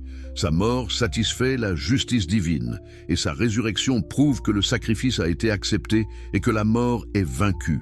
Pour être sauvés, nous devons croire en Jésus-Christ comme notre Seigneur et Sauveur. Nous devons accepter son sacrifice pour nous. Nous devons nous repentir de nos péchés et nous soumettre à sa Seigneurie. Ceux qui font cela sont sauvés, déclarés justes devant Dieu, promis à la vie éternelle. Ceux qui ne le font pas restent dans leurs péchés, condamnés au jugement éternel. C'est la théologie de l'expiation, la doctrine centrale du christianisme traditionnel. Et c'est précisément ce que Spinoza rejetait complètement. Pourquoi ? Parce que chaque élément de cette doctrine présuppose un Dieu anthropomorphique que Spinoza avait déjà démoli. Un Dieu qui a des émotions comme la colère et la miséricorde. Un Dieu qui demande satisfaction pour les offenses. Un Dieu qui planifie et exécute des interventions dans l'histoire. Un Dieu qui juge et récompense. Pour Spinoza, Dieu est la nature elle-même, opérant selon des lois nécessaires et éternelles. Dieu ne se met pas en colère contre le péché, parce que Dieu n'a pas d'émotion. Dieu ne demande pas de sacrifice, parce que Dieu n'a pas de besoin ou de désir. Dieu n'intervient pas dans l'histoire, parce que Dieu est l'histoire elle-même, se déployant selon sa nécessité interne. Alors, qu'est-ce que le salut dans ce système? Ce n'est pas être sauvé de la colère divine ou de la séparation éternelle. C'est être libéré de l'ignorance et des passions destructrices. C'est passer de l'esclavage au désir confus à la liberté de la compréhension claire. C'est réaliser votre vraie nature comme mode de la substance divine et vivre en harmonie avec cette nature. Comment y arriver? Pas en croyant aux bonnes doctrines ou en acceptant un sauveur, mais en développant votre connaissance, en comprenant les causes des choses, en voyant comment tout découle nécessairement de la nature de Dieu, et dans cette compréhension, en trouvant la paix et la joie que Spinoza appelle béatitude. Jésus peut vous aider dans ce processus, comme n'importe quel grand enseignant peut vous aider. Ses paroles sur l'amour, le pardon, l'humilité peuvent vous guider vers une vie meilleure. Mais il ne peut pas vous sauver au sens de faire quelque chose pour vous que vous ne pouvez pas faire vous-même. Le salut est quelque chose que vous accomplissez vous-même à travers votre propre développement intellectuel et moral. Est-ce que vous comprenez à quel point c'est radical? Le christianisme traditionnel dit « Vous êtes impuissant, corrompu, incapable de vous sauver, dépendant entièrement de la grâce divine communiquée par Jésus-Christ. » Spinoza dit « Vous avez en vous la capacité de vous transformer, de vous libérer, de vous unir au divin, simplement en utilisant votre raison et en vivant moralement. L'un est un message de dépendance et d'humilité. L'autre est un message d'autonomie et d'autonomisation. L'un place tout le pouvoir entre les mains de Dieu et de son Église. L'autre place le pouvoir entre vos mains. Maintenant, parlons de la vie éternelle. Qu'arrive-t-il quand nous mourrons? Dans la théologie chrétienne traditionnelle, la mort est le moment de vérité. Votre âme immortelle se sépare de votre corps. Si vous êtes sauvé en Christ, votre âme va au paradis pour être avec Dieu. Si vous n'êtes pas sauvé, votre âme va en enfer pour la punition éternelle. Et lors de la seconde venue de Christ, il y aura une résurrection générale. Les corps seront relevés et réunis avec les âmes. Les justes recevront des corps glorifiés et vivront éternellement dans le nouveau ciel et la nouvelle terre. Les injustes seront jetés dans les temps de feu avec le diable et ses anges. C'est une vision dramatique, n'est-ce pas? Une histoire cosmique avec des enjeux ultimes. Chaque décision que vous prenez dans cette courte vie a des conséquences éternelles. 70 ou 80 ans sur Terre déterminent une éternité infinie dans la félicité ou l'agonie. Et Spinoza, il dit que tout cela est de la fiction, de la mythologie créée pour contrôler les gens à travers la peur. Parce que quand vous comprenez vraiment la nature de l'esprit et du corps, vous voyez qu'ils ne peuvent pas être séparés. Ils ne sont pas deux substances différentes qui interagissent mystérieusement. Ils sont deux aspects de la même chose, deux attributs de la même modification de la substance divine. Votre corps et votre esprit vus sous l'attribut de l'étendue. Votre esprit et votre corps vus sous l'attribut de la pensée. Quand votre corps meurt, votre esprit meurt avec lui. Il n'y a pas d'âme immortelle qui continue indépendamment. Il n'y a pas de survie personnelle de la conscience après la mort. Mais attendez, vous pourriez dire, Spinoza ne parle-t-il pas d'éternité de l'esprit? Ne dit-il pas que quelque chose en nous est éternel? Oui, il le fait. Mais ce n'est pas ce que vous pensez. Ce n'est pas une survie personnelle dans le temps. C'est quelque chose de plus subtil et franchement, de plus difficile à comprendre.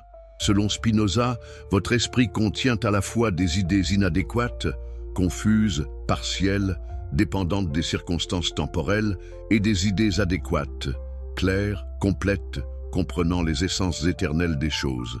Les idées inadéquates sont temporelles. Elles naissent et meurent avec votre corps. Mais les idées adéquates, dans la mesure où elles saisissent des vérités éternelles, participent elles-mêmes à l'éternité. Pensez-y comme ceci. Quand vous comprenez une vérité mathématique, comme le théorème de Pythagore, cette vérité n'existe pas dans le temps. Elle était vraie avant votre naissance, elle est vraie maintenant, elle sera vraie après votre mort. Elle est éternelle. Et votre compréhension de cette vérité, dans la mesure où c'est une compréhension adéquate, participe à cette éternité. Donc, la partie de votre esprit qui comprend les vérités éternelles est elle-même éternelle. Mais ce n'est pas vous, en tant que personne individuelle, qui survit. C'est plutôt que votre compréhension se fond dans la compréhension éternelle de Dieu. Les vérités que vous avez saisies retournent à la source infinie de toute vérité.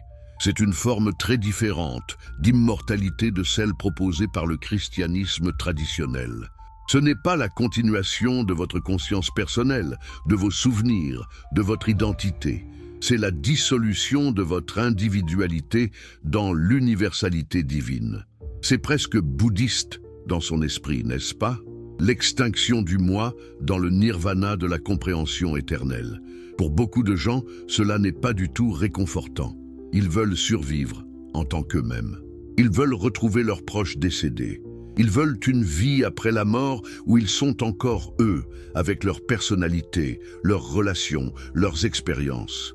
Et c'est exactement pourquoi, selon Spinoza, les religions créent des mythes de paradis et d'enfer. Parce que les gens ont peur de la mort, peur de cesser d'exister, et les religions exploitent cette peur pour contrôler le comportement. Mais Spinoza dirait, si vous comprenez vraiment votre nature, si vous réalisez que vous êtes un mode éternel de la substance éternelle, alors la peur de la mort disparaît. Vous n'êtes pas quelque chose de séparé qui pourrait être détruit. Vous êtes une expression temporaire de l'éternel. Votre forme particulière passera, mais l'essence dont vous êtes fait est indestructible. Maintenant, la grande question eschatologique. Qu'en est-il de la seconde venue de Christ? Nous avons déjà touché à cela, mais allons plus profondément. Dans la théologie chrétienne traditionnelle, la seconde venue est un événement futur littéral. Christ reviendra physiquement, visiblement, glorieusement. Les morts en Christ ressusciteront en premier. Ensuite, les croyants vivants seront enlevés pour rencontrer le Seigneur dans les airs. Il y aura un jugement. Les justes seront séparés des injustes. Satan sera lié. Christ régnera sur la terre pendant 1000 ans, où établira immédiatement le royaume éternel, selon la tradition théologique que vous suivez. C'est l'espérance chrétienne. C'est ce qui donne du sens à la souffrance présente. Les souffrances du temps présent ne sont pas comparables à la gloire à venir qui sera révélée en nous. Les premiers chrétiens vivaient dans l'attente immédiate de ce retour. Paul pensait qu'il pourrait se produire de son vivant.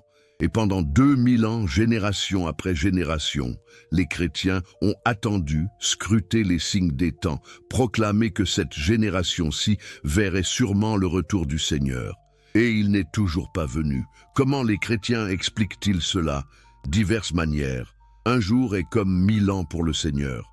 Il retarde parce qu'il ne veut pas qu'aucun périsse.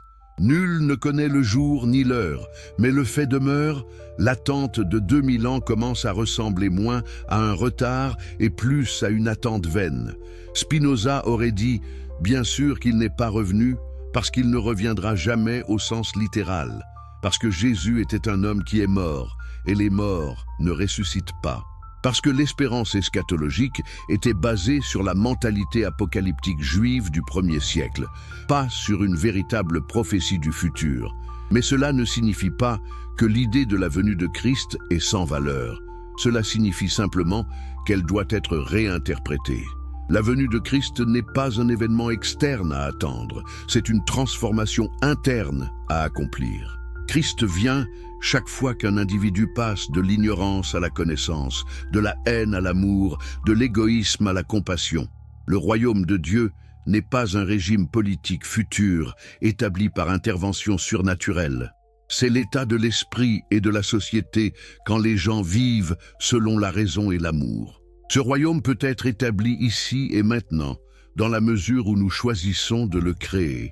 Le jugement dernier n'est pas un événement cosmique où Dieu sépare les bons des méchants. C'est le processus continu par lequel nos actions ont des conséquences naturelles. Ceux qui vivent selon l'ignorance et les passions destructrices récoltent la souffrance. Ceux qui vivent selon la connaissance et l'amour récoltent la paix et la joie. Vous voyez comment Spinoza transforme l'eschatologie d'un drame futur en éthique présente? Au lieu d'attendre passivement une intervention divine, il nous appelle à participer activement à la création d'un monde meilleur.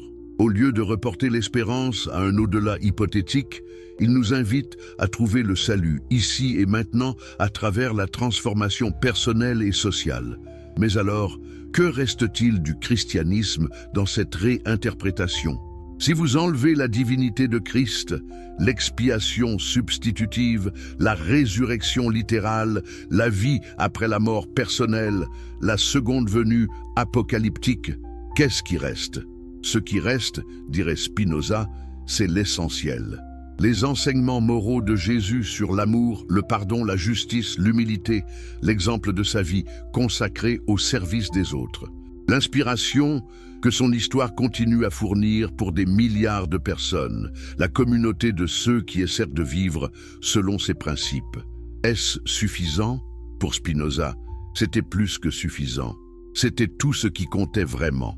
Toute la superstructure théologique était une distraction de ce noyau moral simple. Mais maintenant, permettez-moi de vous poser une question provocante. Et si Spinoza avait raison? Et si le christianisme traditionnel était vraiment basé sur des malentendus fondamentaux? Et si toute la théologie de l'incarnation, de l'expiation, de la résurrection était une mythification humaine d'un message moral simple? Qu'est-ce que cela signifierait pour les milliards de chrétiens dans le monde aujourd'hui? Qu'est-ce que cela signifierait pour les églises, les institutions, les traditions qui se sont construites autour de ces doctrines? Qu'est-ce que cela signifierait pour vous si vous êtes chrétien? C'est une question terrifiante pour beaucoup de gens. Parce que si Spinoza a raison, alors toute leur vision du monde s'effondre. Leur espérance de vie éternelle au ciel, illusoire. Leur relation personnelle avec Jésus, basée sur une fiction. Leur attente de son retour glorieux, vaine. Les prières qu'ils ont priées, les rituels qu'ils ont observés, les sacrifices qu'ils ont faits au nom de leur foi, peut-être mal orientés. C'est pourquoi la philosophie de Spinoza était si menaçante. Elle ne se contentait pas de critiquer certains détails de la théologie chrétienne. Elle sapait l'édifice entier. Elle disait « Vous avez tout compris de travers depuis le début ».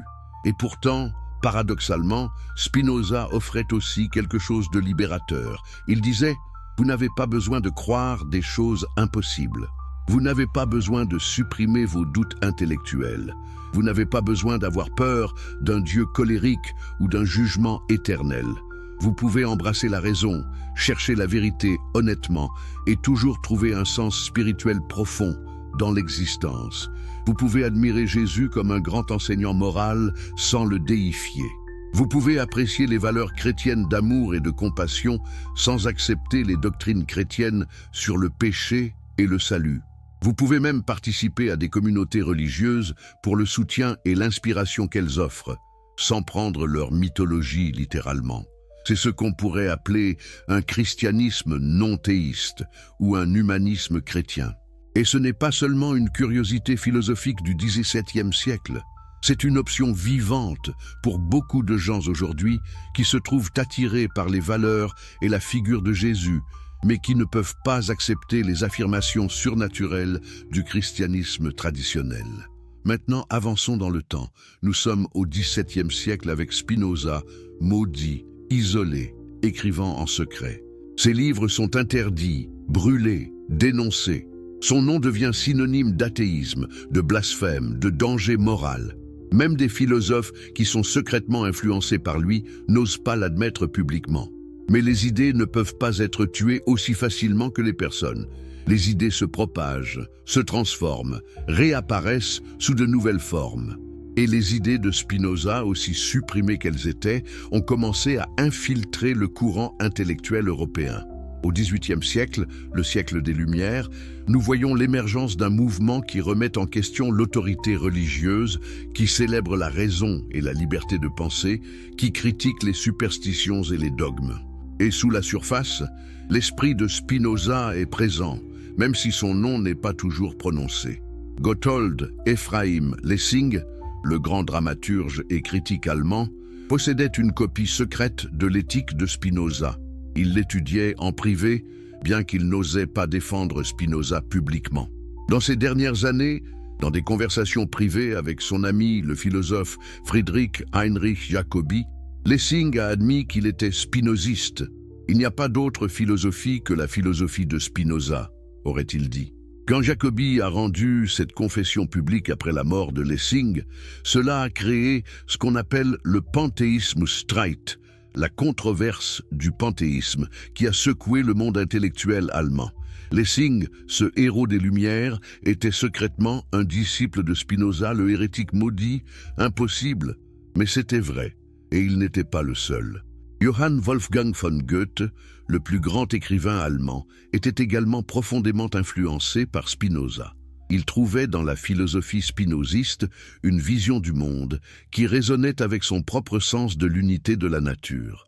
Après avoir cherché en vain un guide pour l'éducation de ma nature singulière, écrivait Goethe, je suis tombé sur l'éthique de cet homme. Ce qu'en est tiré, ce que j'ai pu en lire, a produit sur moi un effet durable. Le mouvement romantique allemand était imprégné de spinozisme. Friedrich Schleiermacher, le grand théologien protestant qui a essayé de réconcilier le christianisme avec la modernité, était influencé par Spinoza. Les philosophes idéalistes allemands, Fichte, Schelling, Hegel, tous luttaient avec l'héritage de Spinoza, essayant de dépasser son système tout en reconnaissant sa grandeur. Et progressivement, très progressivement, l'anathème sur Spinoza commençait à se lever. Au XIXe siècle, des érudits commençaient à étudier son œuvre académiquement, à reconnaître son importance historique, même s'ils ne partageaient pas ses conclusions. Des éditions critiques de ses œuvres étaient publiées, des biographies étaient écrites, et quelque chose d'extraordinaire commençait à se produire. Spinoza commençait à être vu non plus comme un athée dangereux, mais comme un penseur profondément spirituel.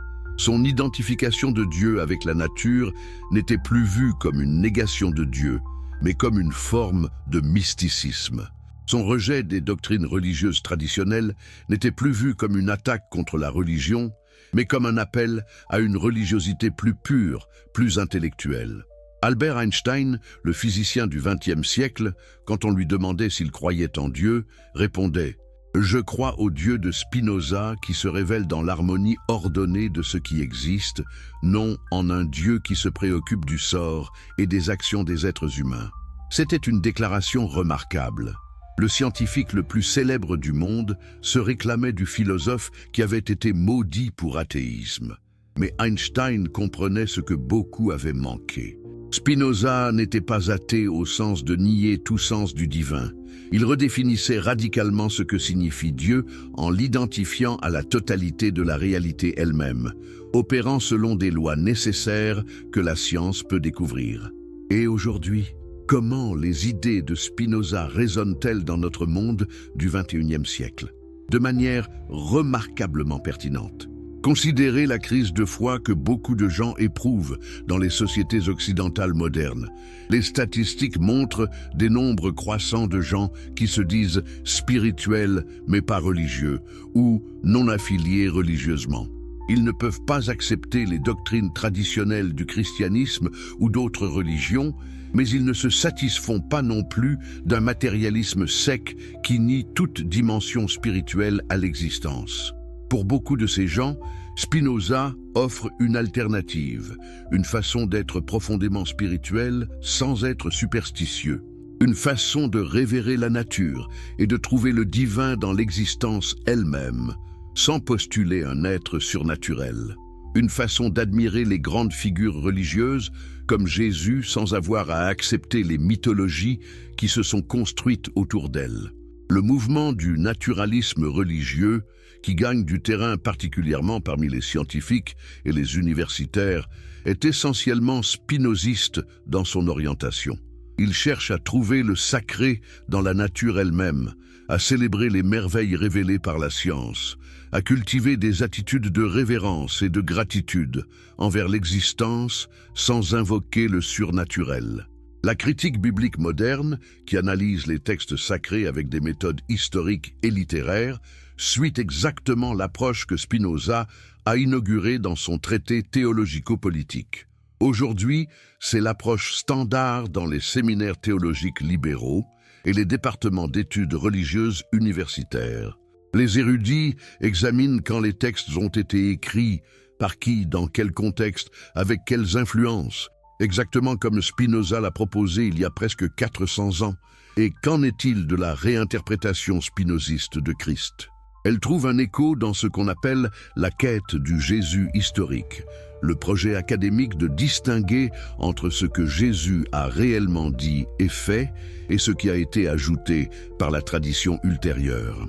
Des érudits comme John Dominic Crossan, Marcus Borg, Bart Ehrman, bien qu'ils ne soient pas nécessairement spinozistes, arrivent à des conclusions qui ressemblent remarquablement à celles de Spinoza.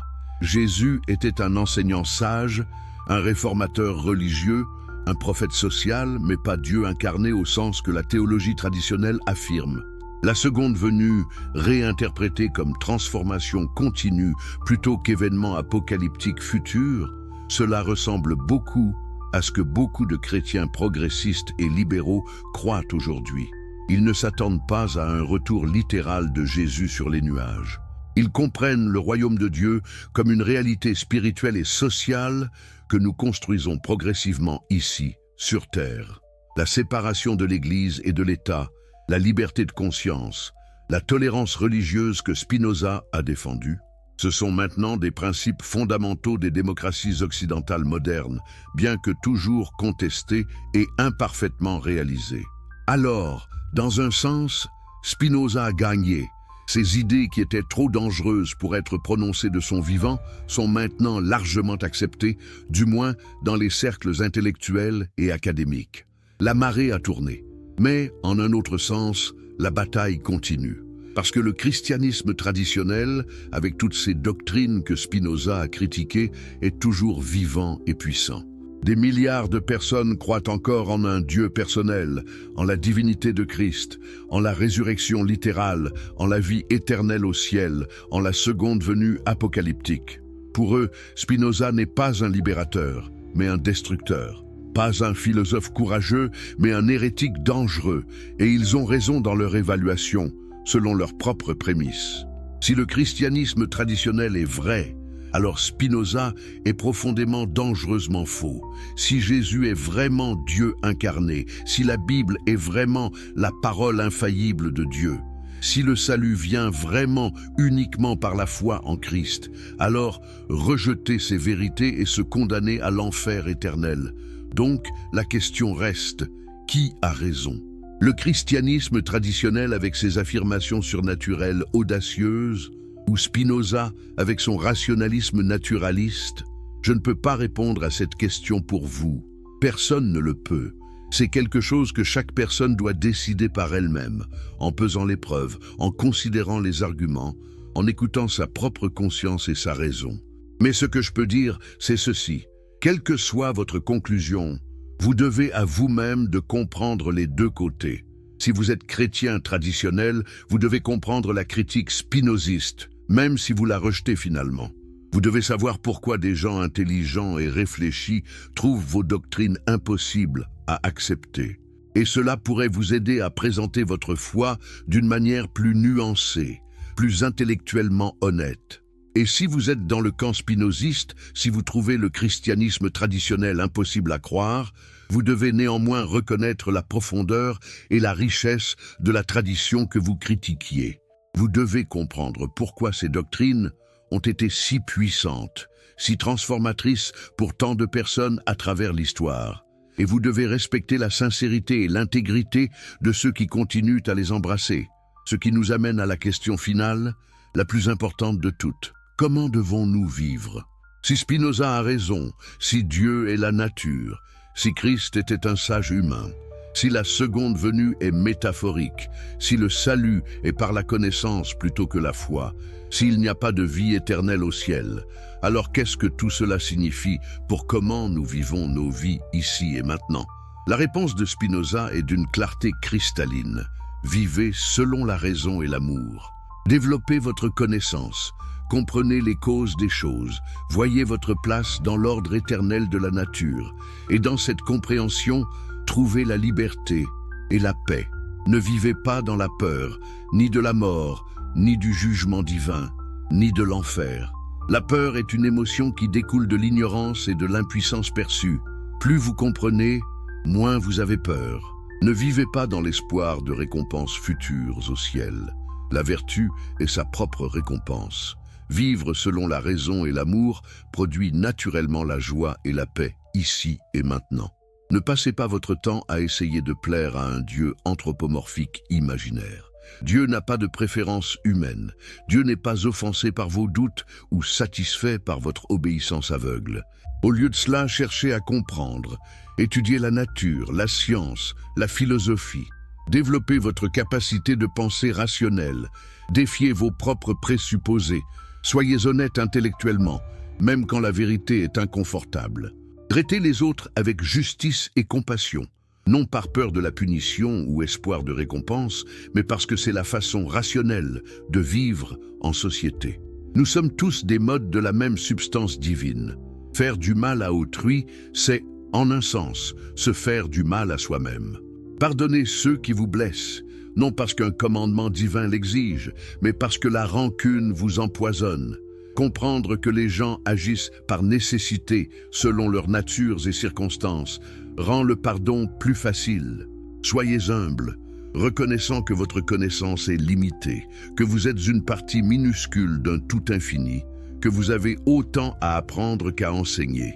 Trouvez la joie dans les plaisirs simples de l'existence, la beauté de la nature, l'amour de la famille et des amis, l'excitation de la découverte intellectuelle, la satisfaction du travail bien fait.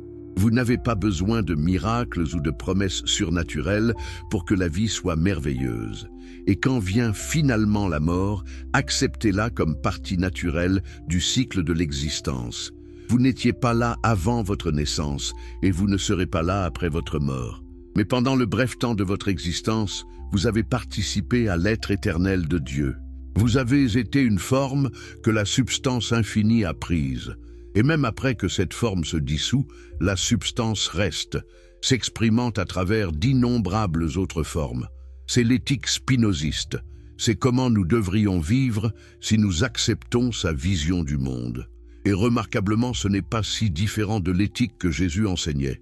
Aimez votre prochain, pardonnez vos ennemis. Soyez humbles, ne jugez pas. Cherchez d'abord la sagesse. Le reste vous sera donné par surcroît. Peut-être que Spinoza et Jésus n'étaient pas si opposés après tout. Peut-être qu'ils pointaient tous les deux vers la même vérité, juste exprimée dans des langages différents. Jésus utilisait le langage de la parabole et de la métaphore religieuse. Spinoza utilisait le langage de la philosophie et de la démonstration géométrique. Mais tous les deux appelaient les gens à se libérer de l'ignorance et de la peur, à vivre selon l'amour et la vérité. Voilà la vraie venue de Christ, selon Spinoza. Pas un événement cosmique dans le futur, mais une transformation disponible pour chacun de nous maintenant. Christ vient chaque fois que vous choisissez la connaissance plutôt que l'ignorance, l'amour plutôt que la haine, le courage plutôt que la peur. Nous avons parcouru un long chemin ensemble dans ce voyage. Nous avons vu un jeune homme juif excommunié pour avoir osé penser librement. Nous avons vu un philosophe solitaire polissant des lentilles et écrivant des vérités dangereuses. Nous avons vu des idées enterrées, ressuscitées, transformées à travers les siècles. Nous avons vu une réinterprétation radicale de Christ qui choque et libère en même temps. Et maintenant, à la fin, la question vous revient. Qu'allez-vous faire avec cette connaissance ? Allez-vous la rejeter, la considérant comme dangereuse hérésie? Allez-vous l'embrasser, trouvant enfin une alternative intellectuellement satisfaisante aux doctrines traditionnelles? Ou allez-vous simplement y réfléchir, la laisser vous challenger, vous faire questionner vos présupposés? Quelle que soit votre réponse, rappelez-vous ceci. Spinoza a payé un prix énorme pour sa liberté de penser. Il a vécu isolé, est mort jeune, a été vilipendé pendant des siècles, mais il ne regrettait rien, parce qu'il avait quelque chose que personne ne pouvait lui enlever, la certitude intérieure d'avoir poursuivi la vérité honnêtement, sans compromis. Dans sa dernière lettre, écrite quelques mois avant sa mort, Spinoza écrivait à un ami qui le pressait de se convertir au christianisme. Quant à moi, je vous dirai que je ne présume pas avoir trouvé la meilleure philosophie, mais je sais que je comprends la vraie. Et si vous me demandez comment je le sais, je répondrai que je le sais de la même façon que vous savez que les 3 angles d'un triangle sont égaux à 2 angles droits. C'est la confiance de quelqu'un qui a vu la vérité et ne peut plus la non-voir. C'est la liberté de quelqu'un qui a été libéré des chaînes de la peur et de la superstition. C'est la paix de quelqu'un qui a trouvé sa place dans l'ordre éternel des choses. Et cette possibilité est ouverte à vous aussi. Pas en acceptant aveuglément ce que Spinoza ou quiconque d'autre enseigne, mais en utilisant votre propre raison, en cherchant votre propre vérité, en ayant le courage de penser par vous-même. La vraie venue de Christ n'est pas quelque chose que vous attendez, c'est quelque chose que vous accomplissez. Chaque fois que vous choisissez la vérité plutôt que le confort, la raison plutôt que la tradition, l'amour plutôt que la peur, Christ vient en vous. C'est ça, la vérité nue et crue de Spinoza sur la venue du Christ. C'est pour ça qu'ils ont essayé de le faire taire, c'est pour ça que ces idées restent dangereuses aujourd'hui, parce qu'elles vous donnent le pouvoir. Elles vous disent que vous n'avez pas besoin d'attendre qu'un sauveur vienne vous sauver. Vous avez en vous la capacité de vous transformer, de vous libérer, de vous unir au divin. Alors, qu'est-ce que vous allez faire maintenant? Allez-vous retourner à vos vieilles certitudes, rassurées et inchangées? Ou allez-vous avoir le courage de questionner, d'explorer, de penser profondément sur ces questions ultimes? Le choix est vôtre, il a toujours été vôtre. C'est ça, le message final. Vous êtes libre. Pas parce qu'un sauveur vous a libéré, mais parce que la liberté est votre nature essentielle en tant que mode de la substance infinie. Vous pouvez choisir l'ignorance ou la connaissance, la peur ou l'amour, l'esclavage ou la liberté. Spinoza a fait son choix. Il a choisi la liberté de penser au prix de tout le reste. Jésus a fait son choix. Il a choisi d'enseigner la vérité au prix de sa vie. Et maintenant, c'est votre tour de choisir. La venue de Christ que vous attendez peut-être n'arrivera jamais de la façon que vous l'imaginez, mais quelque chose de plus grand, de plus réel, de plus transformateur est disponible maintenant. L'éveil à qui vous êtes vraiment, la réalisation de votre unité avec tout ce qui existe, la liberté qui vient de comprendre les causes des choses. La paix qui dépasse toute compréhension parce qu'elle est fondée sur la compréhension elle-même. C'est ça l'invitation. Non pas de croire quelque chose d'impossible, mais de voir quelque chose de vrai. Non pas d'attendre un miracle, mais de réaliser que l'existence elle-même est le miracle. Non pas de dépendre d'un sauveur externe, mais de découvrir le pouvoir salvateur de la connaissance et de l'amour en vous. Voilà pourquoi il voulait bannir cela. Voilà pourquoi cela reste menaçant. Parce que si vous comprenez vraiment ce que Spinoza enseignait, si vous réalisez vraiment ce que Jésus pointait, alors vous devenez ingouvernable. Vous ne pouvez plus être contrôlé par la peur. Vous ne pouvez plus être manipulé par des promesses de récompenses futures. Vous êtes libre. Et une personne libre est la chose la plus dangereuse qui existe pour toute institution qui dépend du contrôle des masses. C'est pourquoi ils ont maudit Spinoza. C'est pourquoi ils ont crucifié Jésus. C'est pourquoi ils essaieront toujours de faire taire ceux qui disent la vérité. Mais la vérité ne peut pas être tuée. Elle persiste, elle se propage, elle transforme. Génération après génération, des personnes courageuses redécouvrent les vérités éternelles et les partagent avec d'autres. Et lentement, péniblement, l'humanité avance vers plus de lumière, plus de liberté, plus d'amour. Vous faites partie de ce processus. En écoutant ceci, en réfléchissant à ces idées, en questionnant vos présupposés, vous participez à cette marche millénaire vers l'illumination. Vous êtes un point de lumière dans l'obscurité. Vous êtes Christ venant encore une fois dans le monde. C'est ça, la vérité finale, la plus profonde, la plus libératrice. Vous n'attendez pas un sauveur, vous êtes le sauveur que vous attendiez. Pas dans un sens égoïste ou mégalomane, mais dans le sens que la transformation du monde commence par la transformation de vous-même. La venue du royaume commence par le royaume venant en vous. Alors, commencez maintenant, pas demain, pas après avoir lu plus de livres ou écouté plus de conférences. Maintenant, choisissez la vérité, choisissez l'amour, choisissez la liberté. Et dans ce choix, Christ vient, le royaume arrive, le salut est accompli, non pas une fois pour toutes il y a 2000 ans sur une croix romaine, mais ici, maintenant, dans votre cœur et votre esprit, chaque fois que vous choisissez la lumière plutôt que l'obscurité. C'est la vérité que Spinoza a osé proclamer, c'est la vérité qu'ils ont essayé d'enterrer. Et c'est la vérité qui vous libérera si vous avez le courage de l'accepter.